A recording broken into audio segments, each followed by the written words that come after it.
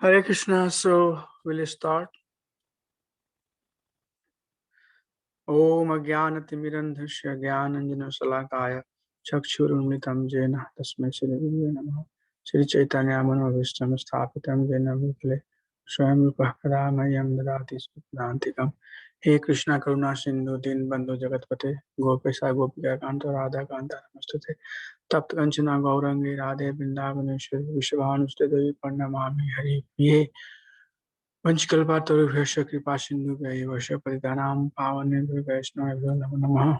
जय श्री कृष्ण चैतन्य प्रभु नित्यानंद श्री अद्वैत गदाधर शिवासादि गौर भक्तवृंद की जय। हरे कृष्ण कृष्ण कृष्ण हरे हरे हरे राम राम राम हरे हरे हरे कृष्ण कृष्ण कृष्ण हरे हरे हरे राम राम हरे हरे हरे कृष्ण कृष्ण हरे हरे राम राम हरे हरे जय जय जय श्री गुरु गौरांगा की जय जय जय श्री कृष्ण भक्त जय निताय गौर मंदिर Hari Hari.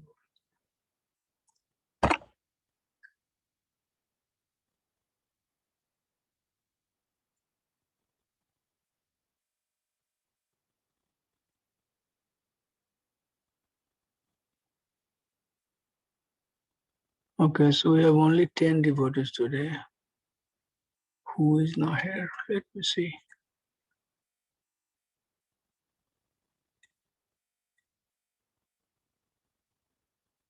Deepa Mataji, Narayan Prabhu. Okay. I'm here, Prabhuji. Hare Krishna. So we're going to start chapter 16.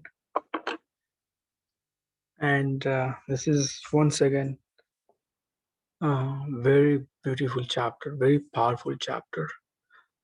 The divine and demoniac nature. Just this one.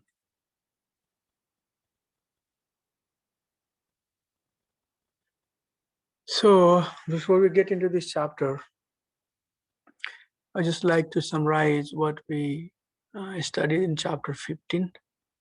So chapter 15 starts comparing this material world as a perverted tree upside down, and then Krishna is talking that one should try to basically cut this tree by uh, developing detachment with full determination. So chapter 13, 14 and 15 basically is talking about how the conditioned soul can cross over this material existence. And then after that, Krishna is saying that while one is trying to cut this material attachment, one should also know the goal. And then he talks about a spiritual abode. And then he talks about the nature of the spiritual abode. And then two types of living being, Chara and Akshara, is being talked, Chara and Akshara. And Krishna is saying that he is not part of these two, he is beyond. And then there is discussion about the knowledge. What type of knowledge? All of that has been spoken.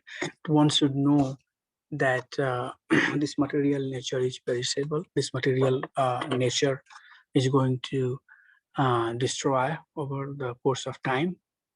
Soul is eternal. So staying in the material world is basically a place of suffering. But one should have the knowledge about Lord's abode and also who the Lord is. And then Krishna concludes that this gyan is needed. So unless and until one do not have this knowledge, one does not have this knowledge, he cannot develop this detachment, cannot develop this determination to cross or to go back to Krishna. And then he concludes that the essence of all the Vedic knowledge is to know this, that Krishna as I am is the ultimate goal. And then one who knows this goal, one who is aware with this knowledge, he is the knower of all that to be known. So that's how the chapter 15 concludes. That this is basically pinnacle of Bhagavad Gita. Now we are coming to the point where Krishna is very much concluding and saying that one has to have this understanding that I am the goal, and the essence of all Vedic knowledge is to know that I am the goal, and then one should try to come to me. So from chapter 13, there are three principal subjects that has been kind of spoken in different contexts. So who can say what are those three subjects?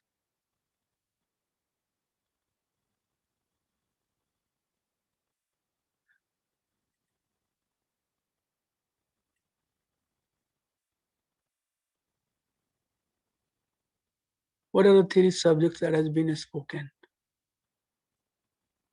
What is basically transcendental knowledge?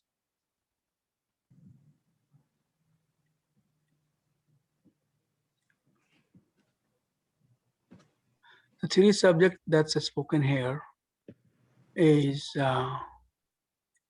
knowledge about nature, and also knowledge about soul, and that's called samsriti, also samsara. So soul is entrapped in a material world, and that has been described through chapter 14 when we are talking about three modes of nature. And then chapter 15 concludes that goal is to come to Krishna. So the principal three subject that has been discussed is nature and soul and their relationship, and how both nature and soul are related to Ishvara, to Supreme Lord.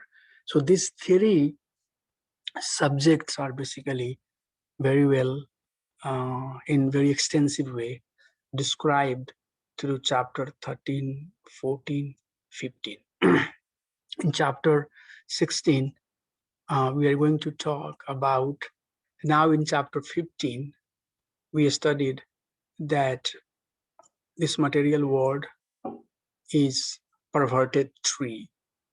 So what are the fruits of those trees?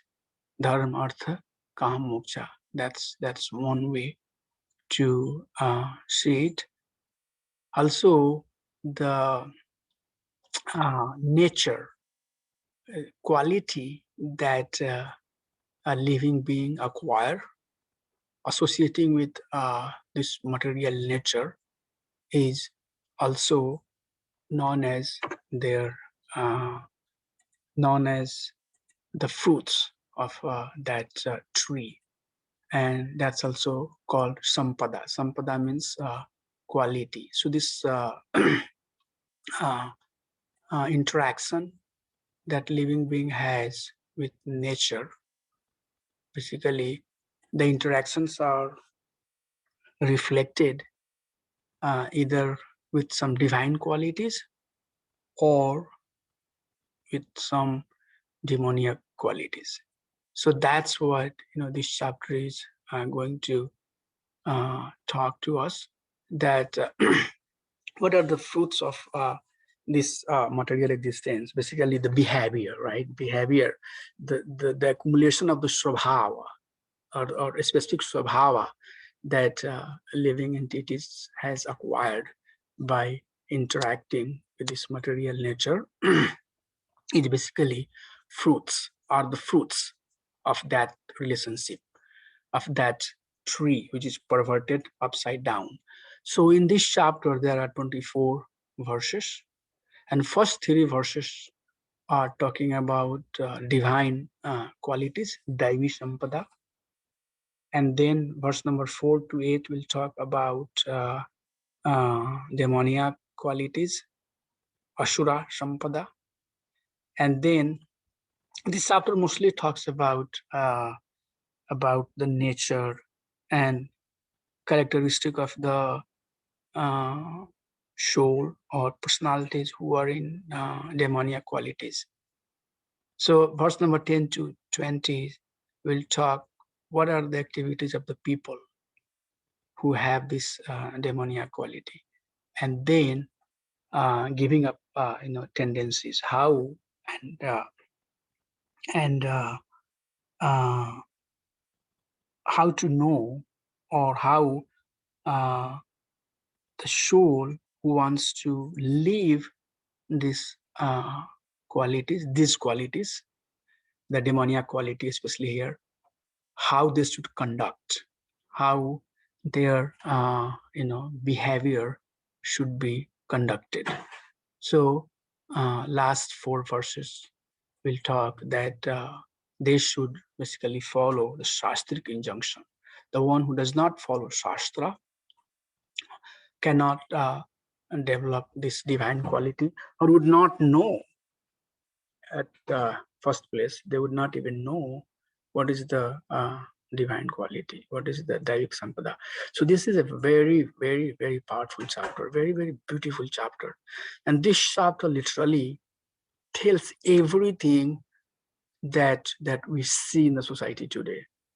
And straight coming from Krishna, straight, very, very clearly, Krishna is sharing how these demoniac quality prevails in the society, what are their symptoms, who they are.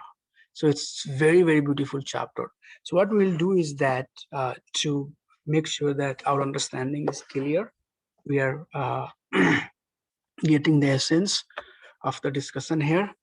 As I'm going along, I would like to spend some time with the purports also. Some of the key points from each purport we'll try to go over. So with that, let's move to the next slide.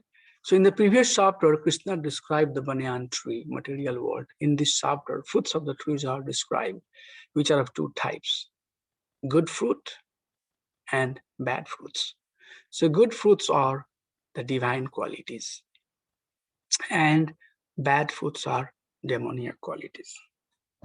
So these are the 2 types of fruits that this perverted tree has. And then right from verse number 1 to 3, all those divine qualities are mentioned. So I would like to read the verse. If you have Bhagavad Gita in front of you, you can also try to follow along. Sri Bhagwanuvacha Abhyam Sattva Samsrudhi Jnana Yoga Vyavasthitihi Danam Damasya Yagasya Swadhyayastapa Arjavam Ahimsa Satyam Krodhastyaga Santir Paishunam Daya Bhuteshwa Loluptavam Mardvam Hir Chapalam Teja Chama Dhriti Shaucham Droho Nati Manita Bhavanti Sampadam Daivim Abhijatasya Bharata. So, word by word, if we see this series of verses, these 3 verses are talking about 26 qualities of devotees. So these are the 26 principal qualities that makes one divine personality. Okay, So very beautiful uh, chapter. As I said, each and every verse is full with nectar and very releasing. So we'll try to really understand these verses very well. It will help us to understand where we fall and what are the things that we have to improve upon. So the very first word here is abhayam. Abhayam means fearlessness. So very first quality mentioned here is abhayam. And this abhayam doesn't come unless and until one has dependence on Krishna. And Srila Prabhupada was abhayam, Prahlad Maharaj was abhayam, Dhruv Maharaj was abhayam, so they all had acquired that quality abhayam by engaging in the devotional service. Sattva samsiddhir, and sattva samsiddhir, purity of consciousness. Gyan yoga, vyavasthitihi, and he is situated in a spiritual knowledge. So spiritual knowledge is the third point. Dhanam, charity. Damasya, self-control. Dhamma, self-control. Yagyasya, sacrifice, especially for Grihastha. So in the purport, Prabhupada has referred that Grihastha should engage in yagya, and then swadhyayas. That's beautiful. So swadhyaya, what type of swadhyaya? Nowadays this word has been kind of misinterpreted. Swadhyaya means maybe doing adhyaya, doing study. And when it comes to in material context, most of the time swadhyaya means studying the things of the material world. But here, that's not the meaning of the swadhyaya. Swadhyaya is the meaning, basically, doing the contemplation, engaging into the activities which will provoke one forgotten Krishna consciousness, especially here, Shastric studies. And in the purport, Prabhupada says very clearly that brahmacharis should engage in swadhyaya. And then tapa. Tapa for the purification of mind, body, and word. So a devotee must do this austerity. And Prabhupada, many places says this austerity means taking the pain voluntarily, taking the pain, willingly, getting up in the morning or doing the things that is up to some extent not our preferred desire, but doing it so that one can purify their consciousness and get on the higher stage of uh, their existence. And then arjvam, simplicity.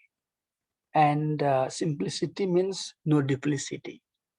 And some of these words are really one of the word itself can take a series of classes. Like for example, who are the personality who exhibited simplicity? Many pure devotees. Once we have the abhayam, which means we have full faith in the Supreme Personality of Godhead, then one may be also able to develop this quality of simplicity. When Prabhupada was on this planet, many devotees before Prabhupada were sent to Western countries, and they came and they went back with coat, pant, tie, and all of that. And when Prabhupada came here, he was also advised by many people that Prabhupada, you are here in the West and you want to basically preach the Western people. So you should try to change your dress and you should try to mingle with them. Prabhupada said that I have not come here to take anything from anybody. I have just come here to give. So I'll stay as I am. So being, kind of simple in our behavior, simple in our dealing, simple in our dressing, simple in our thought process, simple in our acharan, good or bad, whatever we are, we are. So this simplicity is really a very powerful quality that one has to acquire, and it's very hard. It's very hard. Many times when we are dealing with the thing, sometimes this material thing comes. No, I am this, I am that, I am that. Some of those pride comes, and it doesn't basically somehow or other make us convinced that we should basically uh, be simple. Then ahimsa, non-violence, as all of you know, satyam, truthfulness, and akrodhas, no krodha, akrodha. Krodha means anger, and akrodha means no anger, free from the anger. Tyaga, renunciation, and shantir, tranquility. And then apashunam, the verse is here, shantir apashunam. Apashunam means aversion of fault finding. So not finding fault. I mean, these are some of the things very difficult. Not finding fault in others. Our mind is trained up in a way that we have thousands of reasons to justify that there is some fault somewhere. So not trying to find fault is also one of the divine quality. And we all have to work on that. For sure, I have to work on that a lot. And then daya bhuteshu.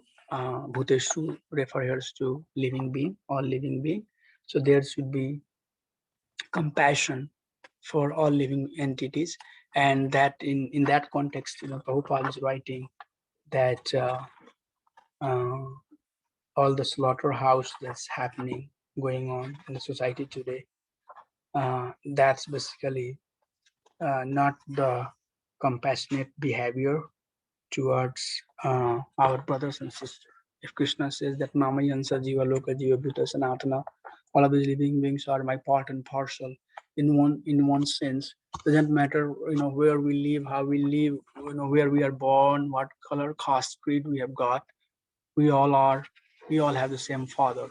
So how come a wise brother has right to kill his dumb or his brother who have not very developed intelligence? So Prabhupada very strongly criticized that we should have daya bhav for all living beings. And then aloluptvam, laluptam, laluptam, aloluptam, just the reverse of that. And then mardvam, gentleness, hir, modesty to modesty, modest. And then achapalam, chapalam, achapalam. So chapalam means agile, and achapalam means study, determination. So that makes total 20 qualities. We'll move to next slide. Teja, Teja is Prabhupada in the purport saying that Teja is required for Kshatriya. Teja is here. Teja word is here is meant for Kshatriyas. The Kshatriyas should always be very strong to be able to give protection to the weak. So that's the basically context of word Teja, which is for Kshatriyas here, referring to Kshatriyas. And the intent here is strong should be saving the weak. So in our context, that's how we get it. I mean, we might not be Kshatriya, but the intent is that one should, a stronger entity should protect the weaker ones. And then Chama, Dhriti, Shaucham, very clear, Aduraha, Adroho, Nati, Manati, not expecting honor, and respecting everybody. So these transcendental qualities, ocean of Bharat, belong to godly men endowed with divine nature. So this transcendental quality, Prabhupada says that all these 26 qualifications mentioned are transcendental qualities. These are transcendental qualities, qualities of a person who are saintly by nature. They should be cultivated according to the different statuses of social and occupational order. So this is basically saying that the Varnashram Dharma, in the Varnashram Dharma, and that is why when it comes to Yagya, it's being spoken about Grihastha. When it's talking about Swadhyaya, it's referring to Brahmachari. When it's come to Teja, it's talking about Prabhupada is writing in the purport about Kshatriya. So these are Varna and Ashram. So these divine quality can be cultivated according to different status of social and occupational order. The purport is that even though material conditions are miserable, if these qualities are developed by practice by all classes of men, then gradually it is possible to rise to the highest platform of transcendental realization. So that is the basically end goal of possessing this 26 quality. One may ask what this 26 quality will do to one. These are the transcendental qualities, and these qualities will help one to perceive or receive the transcendental realizations. Now, what is transcendental realization? Realizations and knowledge about Supreme Personality of Godhead. These qualities will develop firm conviction to put our faith in Supreme Personality of Godhead. So these are the 26 qualities mentioned here in these three verses. The divine qualities are cultivated according to one's Varna and Ashram. Yes, we talked about that. The demonic qualities cause bondage and lay a royal road to hell. So these divine qualities will basically help us come to the stage of transcendental realization and receive the mercy of the Supreme Personality of Godhead. But these demoniac qualities will cause bondage, will bind us, and it's basically lays a road, a royal road that leads to hellish planet. So let's hear what are those Ashura or demoniac qualities. And in fact, from here now, very much we are going to talk about different aspects of the demoniac qualities. So verse number 4 talks about 6 demoniac qualities, and I'm going to read this verse. Dambuh darpo abhimanasya krodha parushyamev cha Ajnanam chavijatasya partha sampadamasurim. Partha sampadamasurim.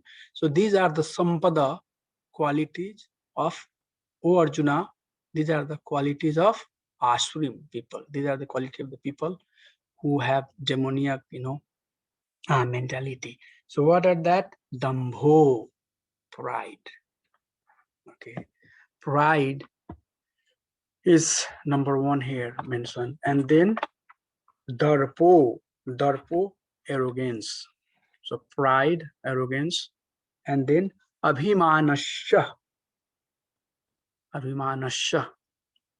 desire to be worshipped. Prabhupada here says conceit as a translation. Conceit, which means abhimana, desire to be worshipped, desire to be respected, desire to be desire to prove that I'm somebody, I have some capability, And then krodha. Krodha means very simple, anger. And parushyameva, parushyameva evacha, harshness, harshness. I thought, parushya might have some beautiful meaning here, but here the meaning of parushya is given that the one who speaks harsh word, dry words. And then agyanam, agyanam chavijatasya. Agyanam means no knowledge, ignorance, lack of discrimination, or whimsical action. Partha sampadam asuram. O son of Partha, these are the qualities of the demoniac people.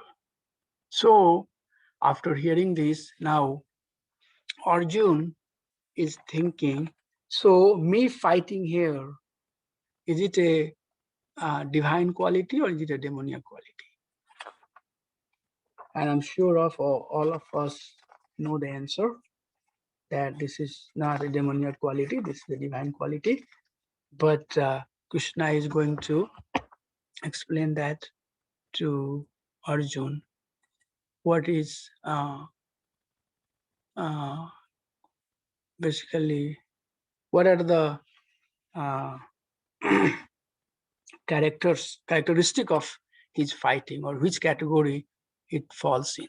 But before I get into it, I just wanted to also give you some citation here that these 26 qualities that we just went through, this is mentioned also somewhere else in Bhagavad Gita, chapter 12, where Krishna is saying that no, mad bhaktya priyam asmi, something like that, priyam aham, something like that, where he's saying that these personalities are very dear to me. Mad bhakta priyo asmi aham, something like that. So verse number 13 to 20 basically gives 31 qualities, and different way to say it, but those are many of those are similar to the quality that we just went through. Also, in Uddhav Gita, in Canto 11, when Krishna is talking to Uddhav, he is talking about these qualities, similar qualities. But here, I think there are 31 qualities mentioned. But out of these 31, 26 qualities are the principal qualities. And then also in Chaitanya Charitamrita, similar verse is given where these 20, Mahaprabhu personally talks about these 26 principal qualities. So these qualities are not only mentioned here, but this is second time being spoken in Bhagavad Gita, and it's also spoken by same person, Krishna, to Uddhav in Canto 11 of Srimad Bhagavatam, when Krishna is talking Uddhav Gita. Very similar. If you go in Canto 11 and study, in fact, some of the wordings are different, but the essence is very much what we have been reading through Bhagavad Gita. Many of those things are very similar. Of course, there are more, and but very similar flow. Karma Yoga, Jnana Yoga, and then Bhakti Yoga, and some of the divine qualities of the devotees. So just wanted to give you some citation that these qualities are mentioned in other scriptures also, such as Srimad Bhagavatam and Chaitanya Charitamrita. So going back to the verse number 5, where we are going to see Arjuna's fighting is divine or demoniac. So Daivi sampadvi mokshaya nibandhaya shuri matah ma suchah sampadam daivim abhijato vashi pandavah. The divine qualities are conductive to liberation. Daivi sampada vimokshaya, and the demoniac qualities cause bondage. Nibandhaya ashuri mata. So this divine qualities or vimokshaya, Daivi Sampada vimokshaya, divine quality will help one to liberate from the existence of material, you know, liberation from the material existence, or liberate from the domain of the material periphery. And then demoniac qualities will cause bondage. But then Krishna says here that do not worry, O son of Pandu, you are born with the divine qualities. So very clearly Krishna says here to Arjun that you should not worry because you are born with divine quality. So Arjun is born with divine quality, and here it is confirmed by Krishna. So his involvement in the fight was not demoniac because he was considering the pros and cons. He was considering whether respectable persons such as Bhishma and Drona should be killed or not. So he was not acting under the influence of anger, false prestige, or harshness. These are the quality which Asura possesses.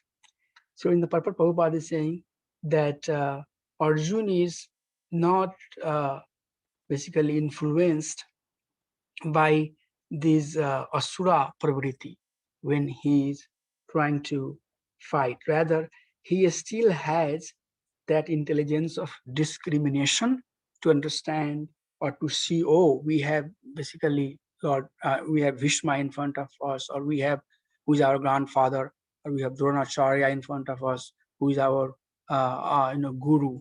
So he is basically using proper intelligence to decide he should fight or not. Therefore, he was not of the quality of the demons, because the demons vichara, they don't know, they don't have the intelligence to vichar. They don't have intelligence to consider what is good or what is bad, and that will come in the later part of the verses where Krishna will say that kama,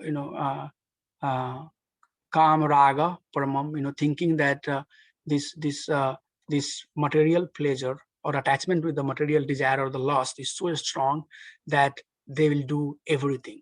So here Arjun is not fighting under any ashuri pravritti, by not any demoniac quality. Rather, he is being fully cognizant that what he is getting into. That is why his fighting is not demoniac here. And of course, he's also doing this for Supreme Personality of Godhead. So he's not going to be considered, his fighting is not going to be considered demoniac fighting. Also, he Kshatriya.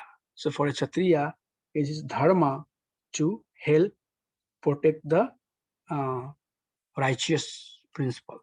This is his right to protect dharma as he's born into the Kshatriya. So there are so many points given here that says that Arjuna's fight is basically divine.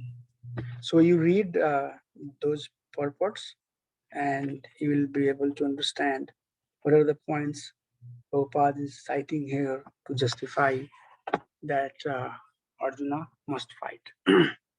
And then in verse number 6, two kinds of uh, being are mentioned here, and those are basically the same personalities. In this word, there are two kinds of being: divine, Deva, and demoniac, Asura.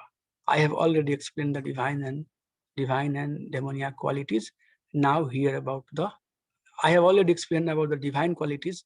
Now hear about the demoniac. So from here, very much we are going to talk about Asura's quality. So there are in the purport. I would like to read in the purport. So Prabhupada very clearly write in the purport that there is no other criterion but the obedience to the regulative principle of the scripture. It is mentioned in the Vedic literature that both the demigods and demons are born of the Prajapatis. The only difference is that one class obeys the Vedic injunctions and the other does not. So what are the basically main criteria to differentiate between Shura and Ashura, between Devi and between Danavas? What the quality? What's the criteria? And criteria that is mentioned here in the purport is that they are abiding to the scriptural injunctions. So devotees, they are conducting their life as per the instructions coming from Guru Sastra and Sadhu. But Asuras are not abiding with the guidance of the Shastra. Okay, so that's what basically this verse number 6 is talking about. Prabhu, is it related to their karmas?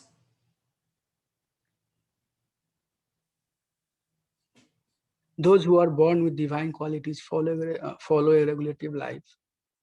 That is to say, they abide by the injunctions in the scriptures and by the authorities. Yeah, so authority means here Guru and Sadhu, Guru Shastra and Sadhu.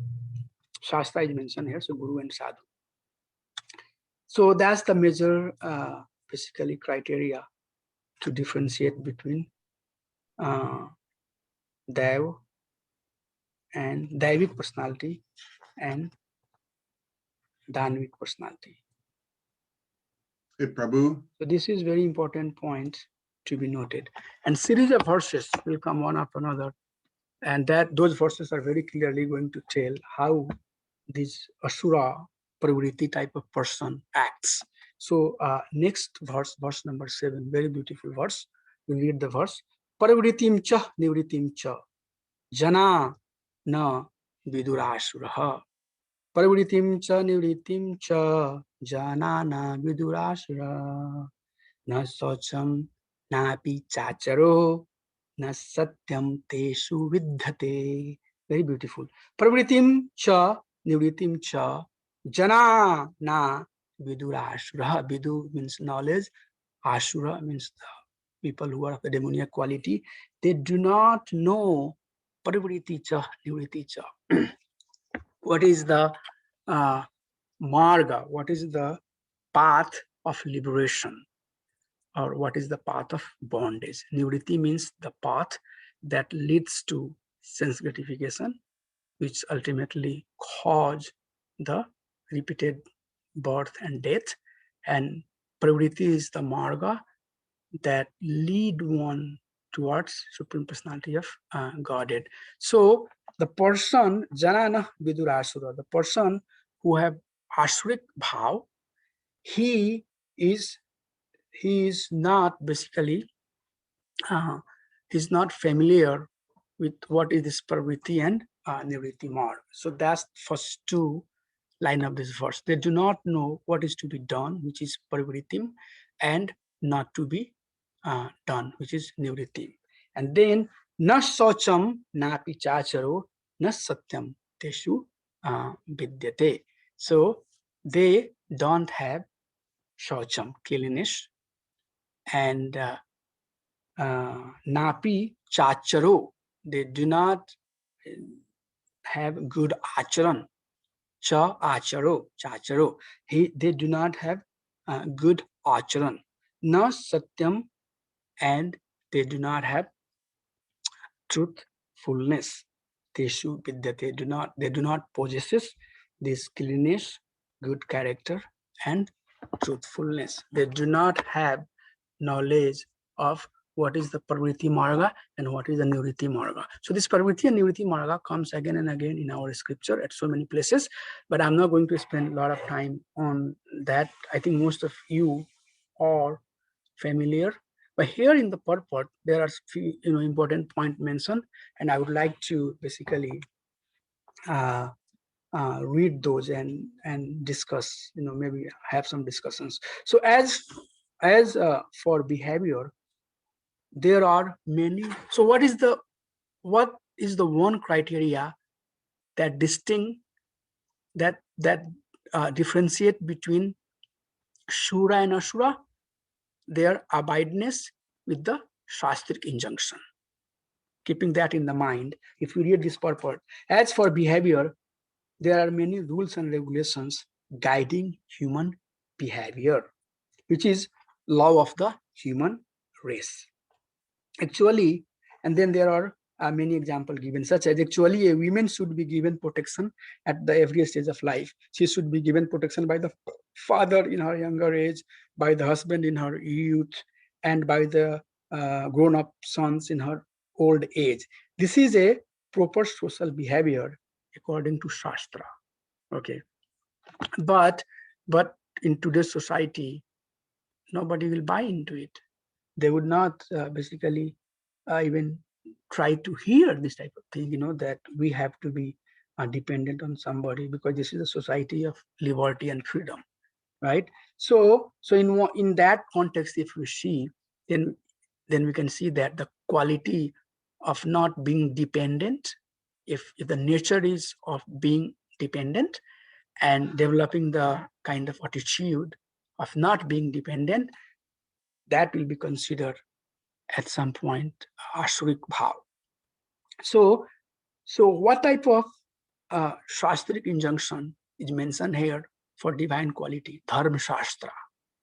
Okay, so there is Shastra. Shastra also has different categories. Yeah, when we are talking about Srimad Bhagavatam or talking about Bhagavad Gita, especially Srimad Bhagavatam, we are talking about Amalam Puranam. We are talking about Sarvasreshth Purana, and that Purana is very much talking about all other dharma, artha, kam, moksha, everything is much lower activity. It's talking about, it's helping the soul to come to the stage where one can basically prepare themselves or herself to act in pure devotion. But before one come to that stage, one has to, while they are in the varna and ashram, they has to follow the Dharma Sastra. Okay, and one of the very popular Dharma Sastra, famous Dharma Sastra, is Manu Samhita.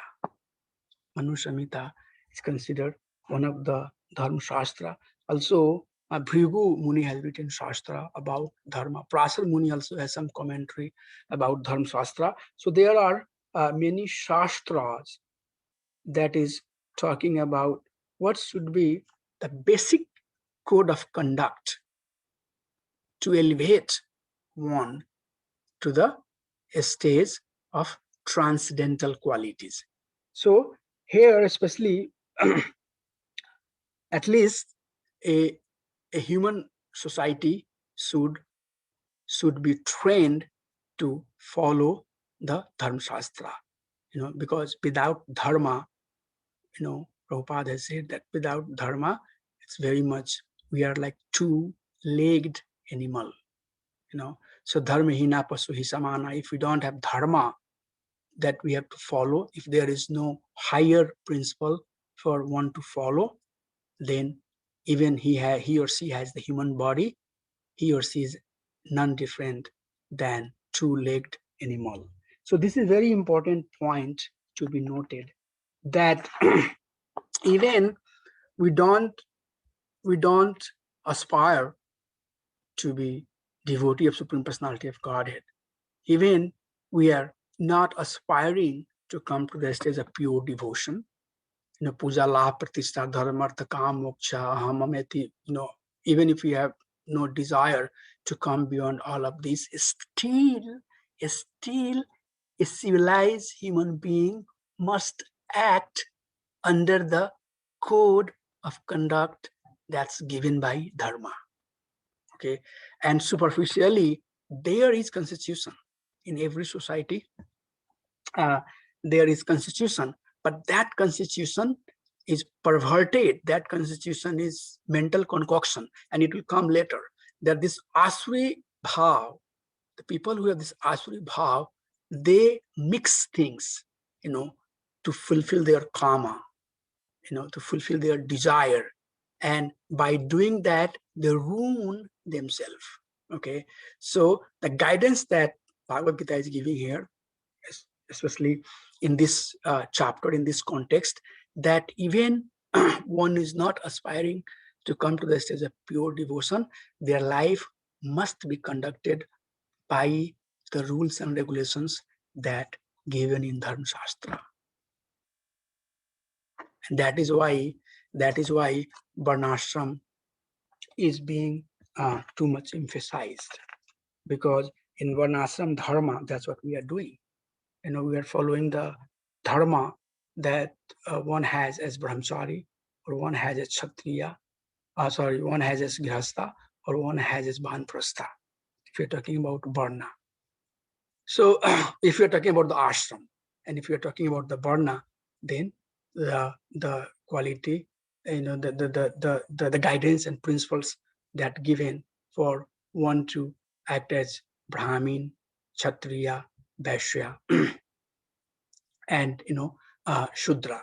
So Varna and ashram, if we are talking about either Varna or we are talking about even ashrama, one must follow the guidance that is given in the Shastra. The life must be governed and regulated by the principle that is given for mankind in Dharma Sastra. And very big purport here. So many messages Prabhupada is trying to give here. All the morality and regulations and internal and external cleanliness, all of that is being given here.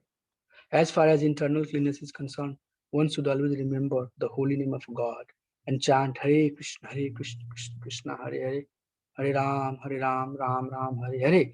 The demons neither like nor follow all these rules for external and internal cleanliness.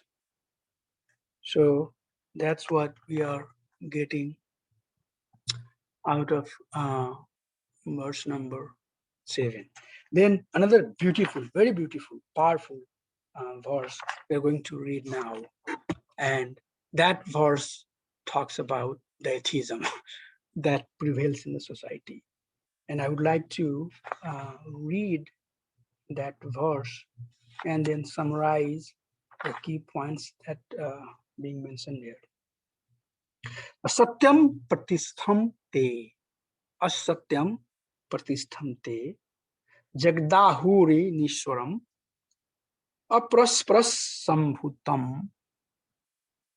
Nimanyatkam haitukum. Haitukum. So asatyam pratistham te.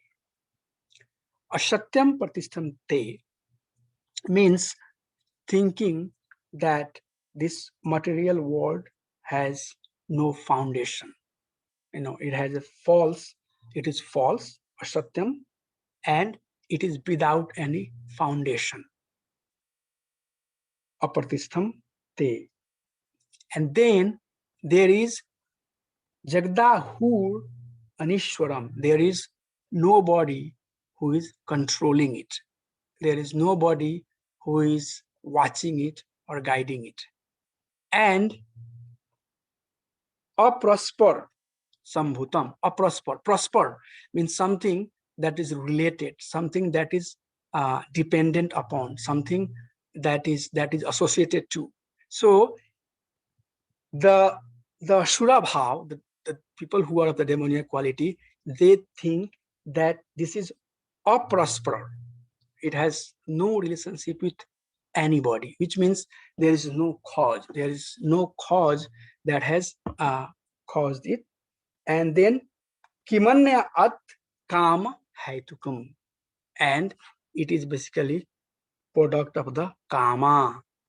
It is product of the sexual desire.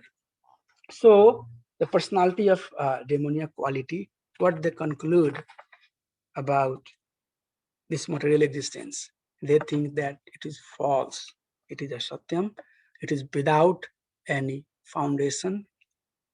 There is nobody to look after it. And it has no cause. There is no cause for it. And It is just the product of sexual desire. Honestly, each and everything is true. I mean, this is Krishna talking to Arjun. How come there is any room for any doubt? And if you really look at these 5 statements that that is given here, is 100% right. This is happening. This is happening in the society today. We have so many atheistic views saying that there is no God, nobody has created this material world, being big bang theories. Sex is kind of dominating everything. Earth and calm. It will come later. So earth and calm is driving everything, and then it's asatya. It's not true. I'll just read few sentences from this purport, from this section. They do not believe in the words of Krishna in Bhagavad Gita. Madhyakshena, Maya adhyakshena prakriti, swatesa characharam. Under my direction, the whole material world is moving. That's what Krishna is saying. That Maya adhyakshena prakriti, swatesa characharam. This whole chara and achara is acting under Maya adhyakshena, under my guidance. But here we have people who think that this is false. We have the people who think that there is nobody, who is controlling it. But Krishna is saying here that in the Bhagavad Gita, he's saying that, I'm basically controlling it. Prakriti kriya manani gunakara mani sarvasa, by mode of material nature, I am conducting these activities of the material world. But the people who have this demoniac quality, they would not buy into it. Under my direction, the whole material world is moving. In other words, among the demons, there is no perfect knowledge of the creation of the world. Every one of them has some particular theory of his own. According to them, one interpretation of the scripture is as good as another, for they do not believe in a standard understanding of the scriptural injunctions. So once again, it's coming to the point that they do not. In fact, in all of these verses here, like in the purport of these verses, starting from verse number 5, 7, 5, 6, 7, 8. In all of these verses, Prabhupada is basically writing about the faith that devotee have in the Shastra versus there is no faith of the people of the Demonia quality in the Shastra. So that is consistently coming one after another, that how one should put faith in the instructions of the Shastra, consistently coming one after another in this series of verses. So I'll try to read this slide at least today. So loss of themselves. This verse says, verse number 9, that they are lost to themselves and have no intelligence. They engage in unbeneficial, horrible work. Ugra karmanaha, meant to destroy the world. This is very, very beautiful, basically, verse, very beautiful verse here, where Krishna is saying that they are lost to themselves with their mental concoction that they concoct about everything. Why they are concocting? Because the very first principle of their existence is to have faith in the Guru, Shastra, and Sadhu, and they have lost their basic faith. So once you lost faith in your Guru, Shastra, and Sadhu, the source of knowledge, then whatever is happening after that is mental concoction. And with that concoctive mentality, the person is completely lost in themselves. And in that way, whatever they do things thinking that they are advancing. They are thinking that they are promoting themselves, but in reality, they are making their life horrible and horrible and horrible. Okay, and many beautiful points are given in this purport. Prabhupada is talking about the inventions that is being done in the today's society, on the name of advancement of the human civilization.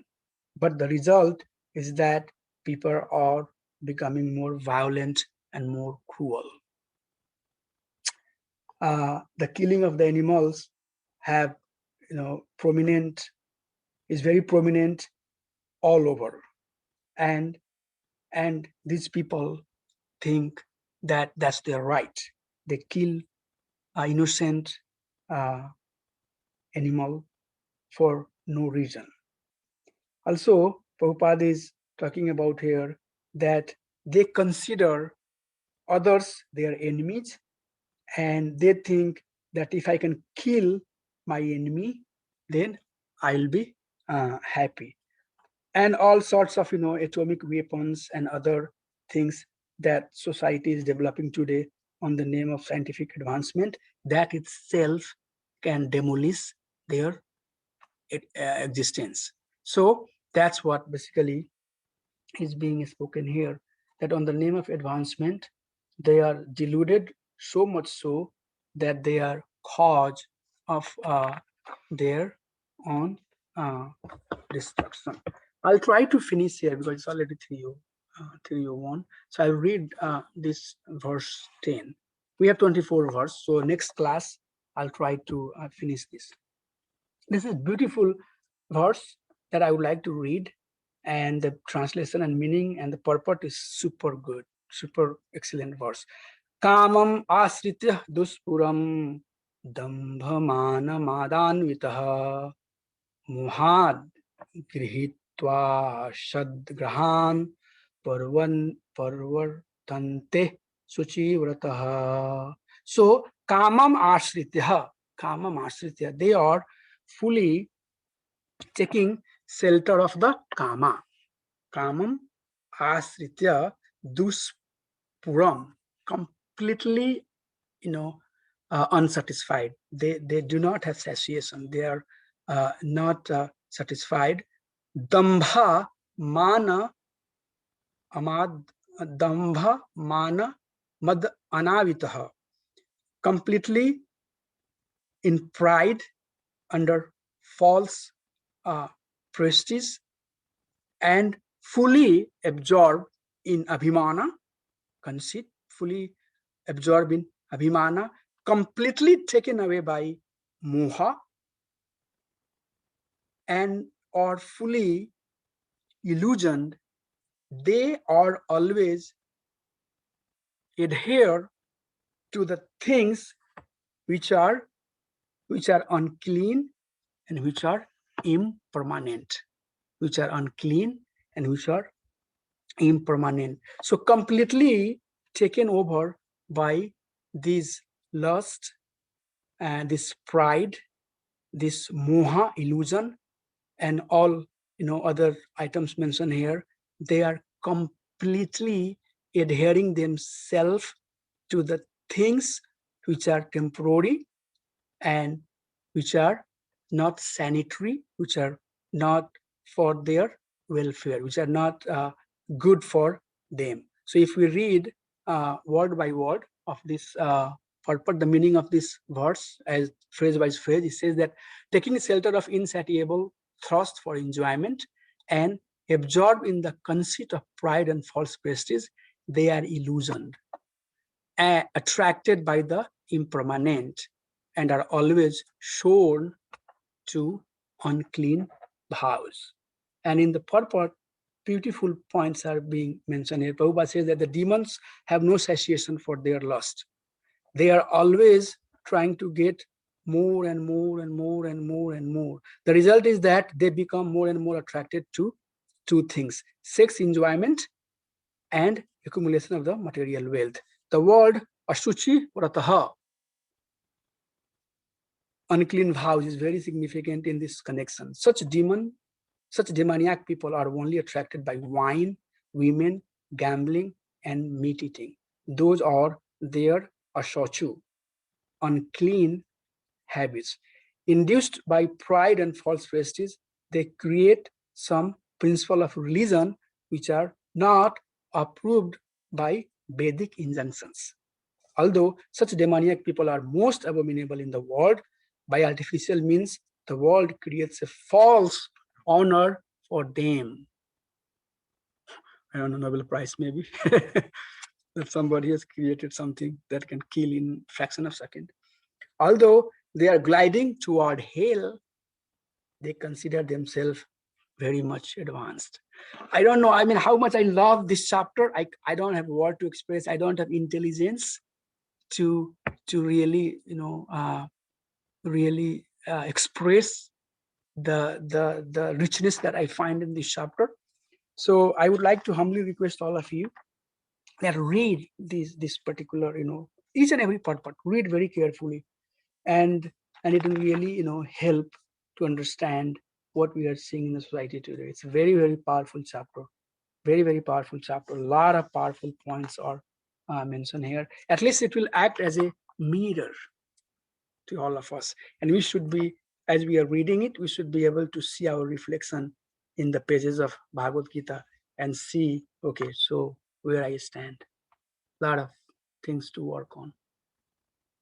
That's how I think these purports are going to help, and the discussion that's happening between Krishna and Arjun is going to help us. So I think I'll try to just finish here with 10 verses.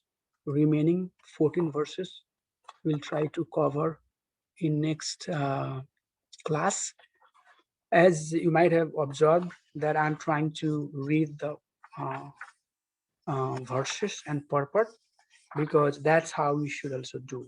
You should try to spend time reading purports. That's the intent of this course. We don't want to just get the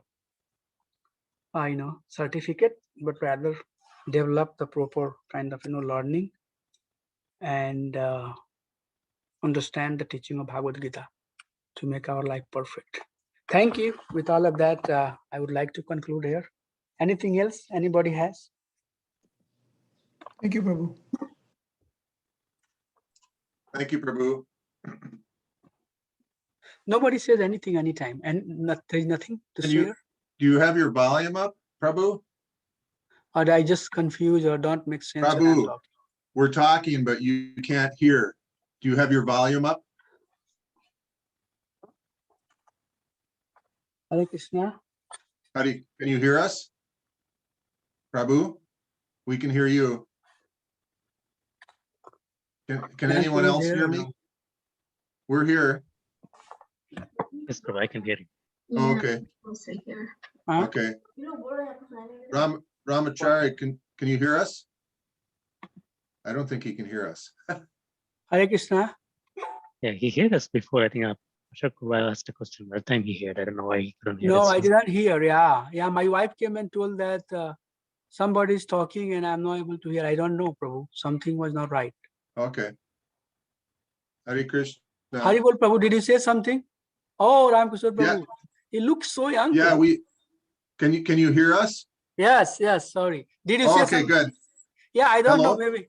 Oh, Prabhu, sorry. So I'm not sure while I was talking if somebody said anything. I just heard. My wife came and told that, so I just tried to do something and I started hearing. Okay, Prabhu. Yes, Prabhuji, please go ahead. Yeah, I think someone else was saying something. Yeah, there were a couple of comments earlier, but we figured out that you couldn't hear us, Prabhu. So what was that comment? Can I hear once again?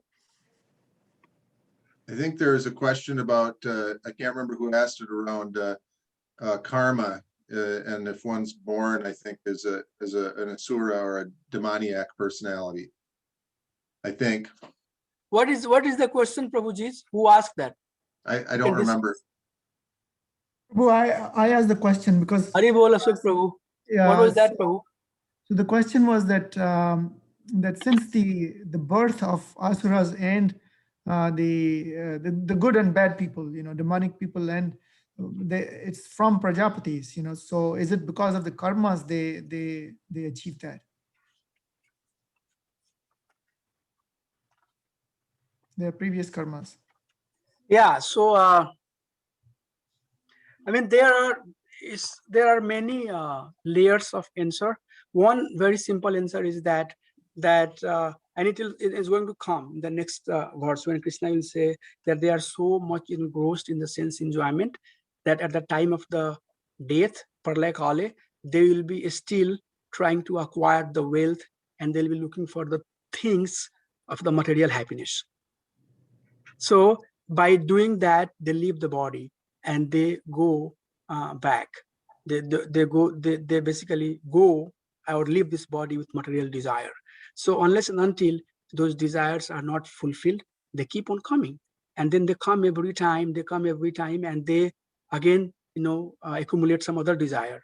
So this desire keep on accumulating, and it continues until the Mahapralaya happens at the end, when everything is going to be fully annihilated.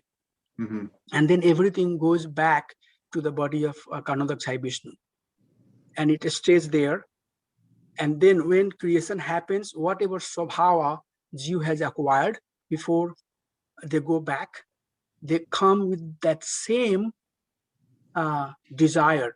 Again, in this material world, bhogartham, mokshartham, they come to bhog. Bhoga means to enjoy.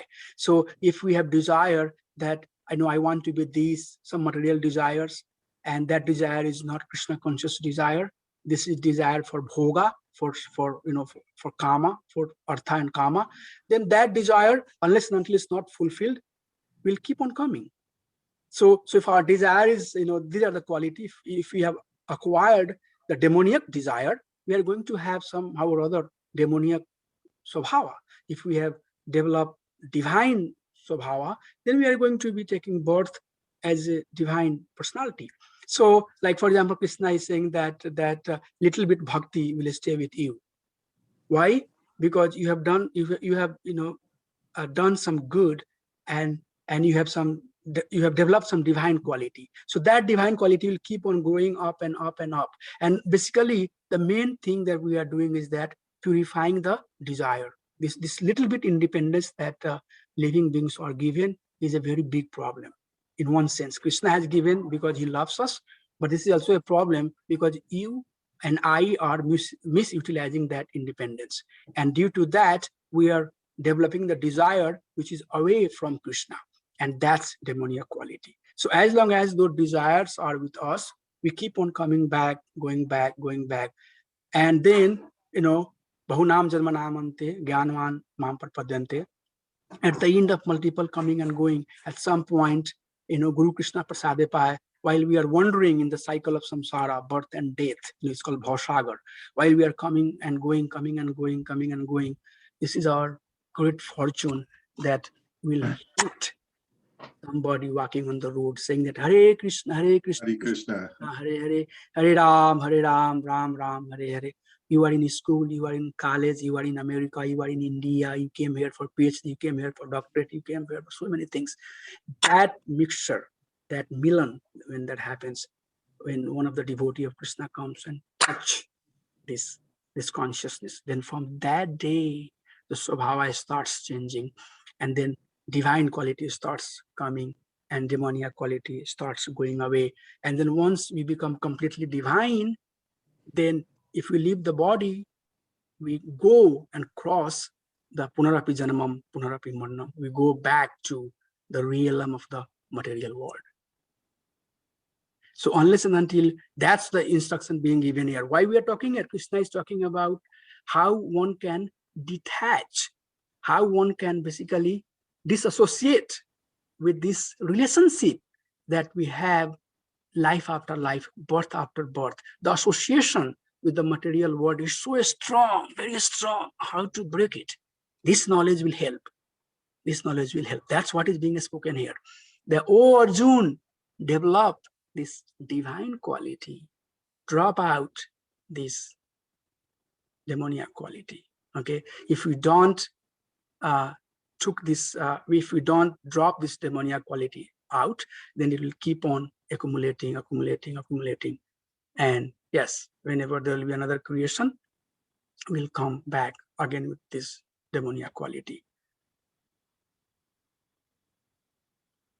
So one, we come with some quality, and second, we also incur some while we are acting. So we keep on adding, but by the process of bhakti, once we engage in the process of bhakti, then we start basically reducing our, Demonia quality, and we start developing the divine quality. And then slowly and slowly, divine quality means knowing Krishna. Divine quality means being aware with Krishna, developing the quality of Krishna. That's what Krishna is saying, that at some point, your bhava, when your bhava is completely merged in me, then that's the stage where you have nothing to do with this material world. Even you are walking in this material world, you will be not staying in the material world. You are beyond this material world. So that's the basically thing. It comes from, yes, this Demonia quality is coming from the birth, but not one birth.